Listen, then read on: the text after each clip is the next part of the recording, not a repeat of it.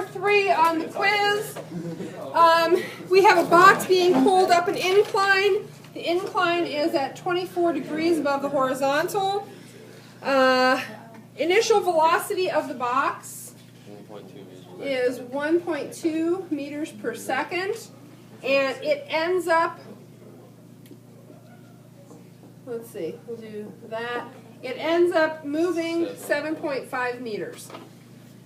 So, now there was a slight problem with the problem. When I copied it, I apparently dropped a 0 someplace because I retyped it. And the force applied is 178 newtons. That's not enough to overcome the force of gravity on the X. So you had to suspend disbelief. Because I got really confused because I did the basic one. I thought, yes. This seems too simple, and I tried to do it again. So what we're asked for is the work being done by the person pulling it up the ramp. So in isolation, these are fine. It's just when you start comparing them and look at network that you have some problems. So network is like negative.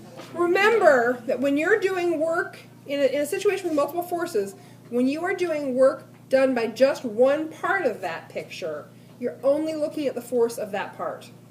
So work done by the puller disregards the work done by friction, the work done by gravity, all that stuff. Work done by the puller, you only look at the force of the puller. You know, that makes this significantly easier. Because the work done by the puller really isn't that much whenever you put in friction. Okay, so force of the puller times the distance that the object is moved times the cosine of theta. Remember, theta is the angle between the force that's being applied, the force we're talking about, and the motion. So this is 0. We can pretty much disregard it. So the work done by the puller is 178 newtons times 7.5 meters. That gives us 1,300.